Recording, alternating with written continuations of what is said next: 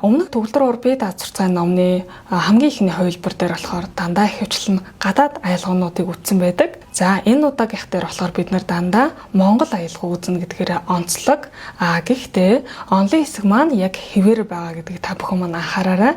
1-ээс 3 дугаар хичээл бол яг өмнөх хувилбараар байгаа. За 4 дугаар хичээлээс Монголд үзэж байгаа учраас энэ хичээлээс эхлээд шинэ хувилбараараа заагаад явах нэ. Тэгэхээр онлын хэсэг бол өөрчлөгдөөгүй, зөвхөн Монгол дуунууд өөрчлөгдөж шинээр заагдаж байгаа байх нь. За эхлээд бид нар соёл хүрийн 1-р октавын 7 нотыг цээжлэнэ. За дараагийнх нь бүүэн дууг тоглож сурна. За баруун зуун гарын хуваарлалт, темп буюу хурд гэсэн сэдвүүдийг үзэхнэ. За хамгийн эхлээд бид нар 7 нотаа харъя. За 1-р октав хаана байгаагаа эхлээд олно. Эхлээд яг голод суугаад голын октав бол 1-р октав байдаг.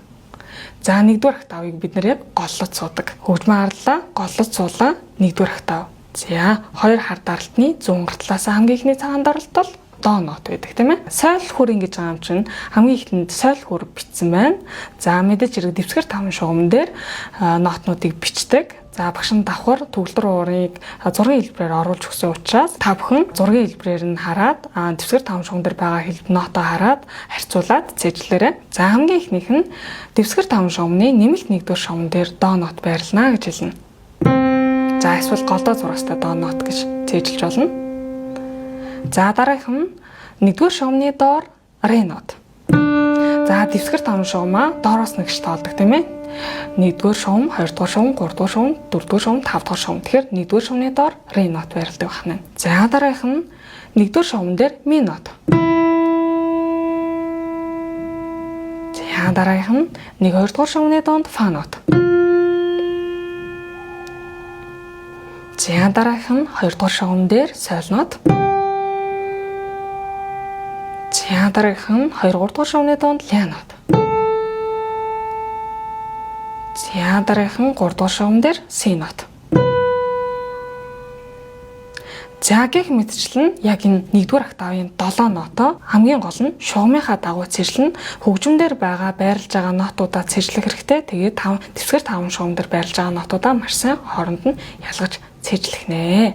За 7 нотоо маш сайн цэжилсэн бол за соёл хүрийн 1-р октавын нотыг уншаарай гэдээ өөрийгөө шалгах хэсэг байгаа. За 7 нотоо цэжилчихэд за энэ тэнд нь бичсэн байгаа энэхүү нотуудыг уншаад байвал бид нэр нотоо маш сайн цэжлэх нэ. За дараагийнх нь темп буюу хурд гэсэн сэдэв байгаа. За хөгжмийн зохиолын хурдыг темп гэж нэрлэдэг.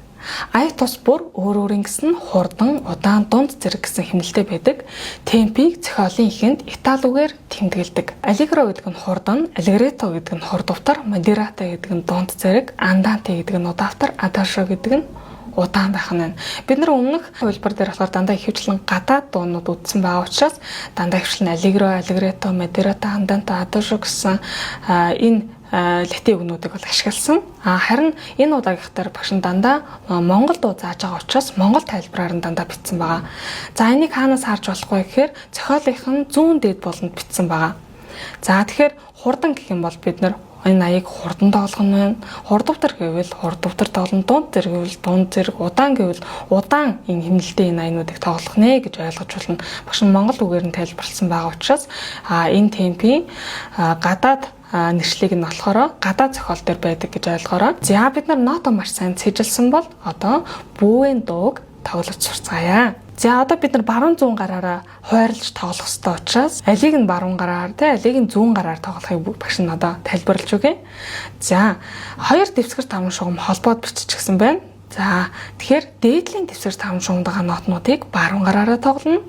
Доотлын дэвсгэр 5 шугамд байгаа нотнуудыг зүүн гараараа тоглох нэ. Маш сайн анхааралтай харна. Соёл хүр дээр эхэлж бичигдсэн байна. За багш нь ердөөсөө 1-р октавын 7 нотыг л үтсэн байгаа учраас яг энэ 7 нотондоо тааруулаад бид нар тоглоно. Тэгэхээр яг энэ 1-р октавндаа л бид нар тоглох нь байна. 2-р октав руу ч юм уу эсвэл бага октав руу ч юм уу орж тоглохгүй байх нь. Зөвхөн 1-р октав дотроо энэ 7 нотны аль нэгэн дээр л бид нар тоглох нь энэ бүүэн дог. За хоёулаа соёл хүр дээр бичигдсэн байна. За 4-ний 3 буюу нэг тактандаа 1-ийг 2-ыг 3-ыг хүртэл тоолох нь байна. За тактны зураас бол энэ босоо зураасыг хэлж байгаа тийм ээ. За тоглож эхлэхээс өмнө бүгдээрээ нотнуудаа нэг удаа уншаад үзье. За хамгийн ихнийх нь соёл байна. За дараагийнх нь ми, ля, сол, до, ре, ми, ре, сол, ми, до, ре. Сол, ми, ля, сол, до, ре, ми, ре, сол. Ми, до, ре.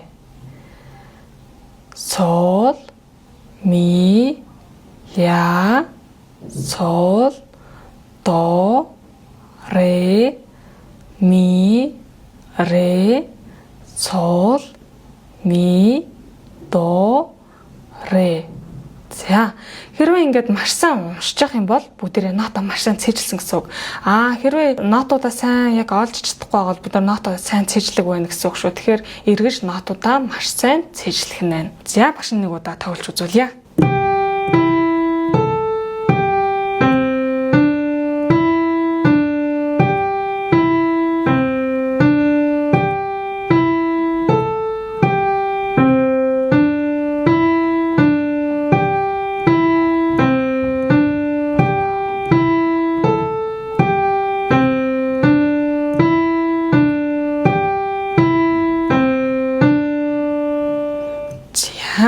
Ийм дуу байна. За тэгэхээр баруун зунгаараа маш сайн ялгаж тоглохыг анхааруулъя. За хурууны дугааруудыг нотон дээр нь яг бичиж өгсөн байгаа. Тэгэхээр хурууны дугаараа маш сайн бодоорой. За нота отох нь, хурууны дугаараа бодох нь, баруун зунгаарынхаа хуваарлтыг бодох нь, хэмжээгээ бодох нь гэд маш олон зүйлийг давхар бодож байгаа учраас бид нар хамгийн түрүүнд нотоо маш сайн цээжилсэн байх хэрэгтэй шүү. За баруун гарнаас эхлээд яваад үзье. Эхлээд 2 дугаар шугам дээр сойл нот байна. Сол. За тэгээ дараагийнх нь зүүн гарт тоглоно. 1-р шугам дээр ми нот. Ми. За дараагийнх нь баруун гарт 2-3 дугаар шугамны дунд ля нот. За дахиад нэг тоглоё. Сол, ми, ля.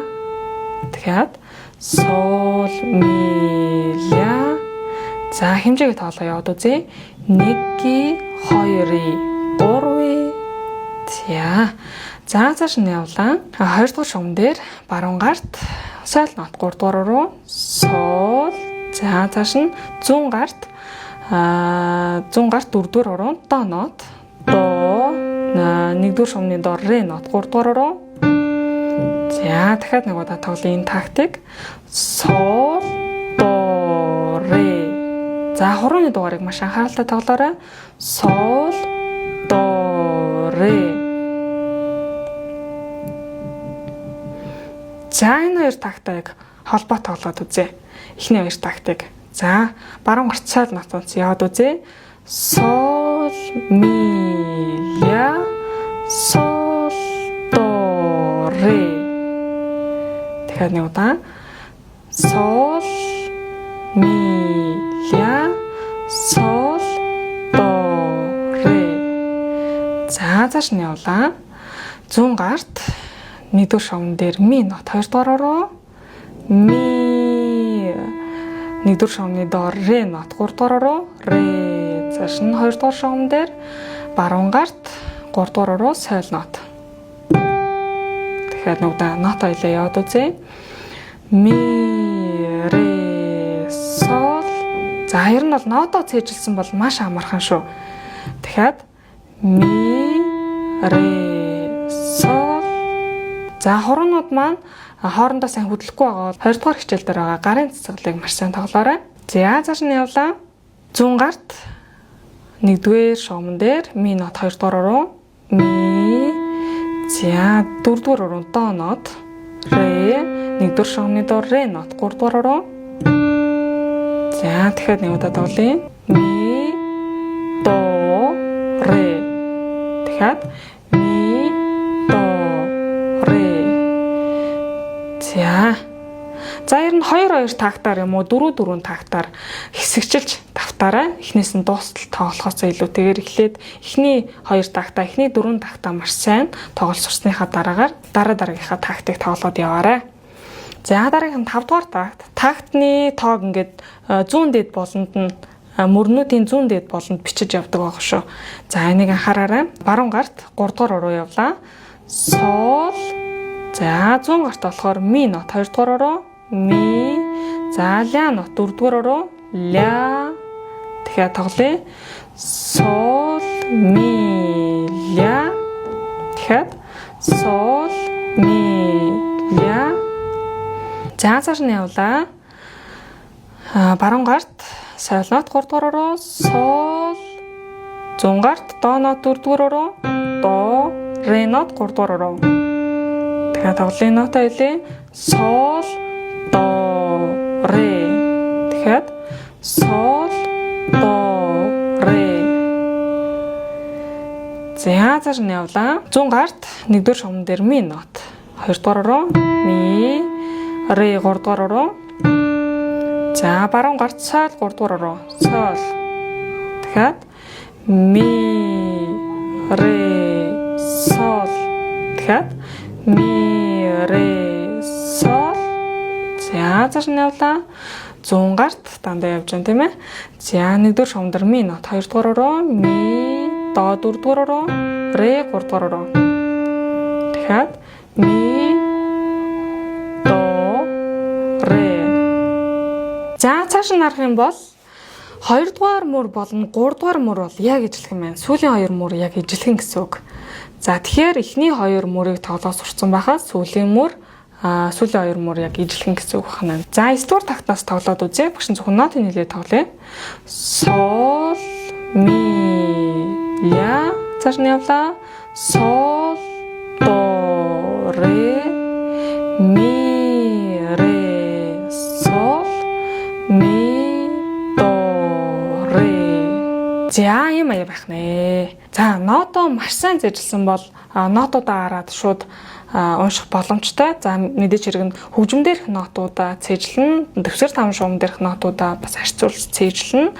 За 2 дугаарт гэх юм бол хуруунууд маш сайн хөдлөхгүй байгаа бол бид нар 2 дугаар хичээл дээр байгаа гарын цэцгэлийг маш сайн тоглох хэрэгтэй. Гарын цэцгэлийг тоглож яаж бидний хуруу хоорондоо маш сайн хөдөлж сурнаа. 3 дугаарт гэх юм бол 4-ний 3 гэсэн хэмжээг ойлгохгүй байгаа бол бид нэр 3 дугаар хичээлийг маш сайн үзэх хэрэгтэй. Өмнөх хичээлүүдээ маш сайн үзснийхаа дараагаар 4 дугаар хичээлээ та бүхэн маань үзээ бүвэн дугаа сураарай. За өнөөдрийн хичээлтэй хамт байсанд баярлалаа. Дараагийн хичээлээр уулзлаа. Түр баяртай.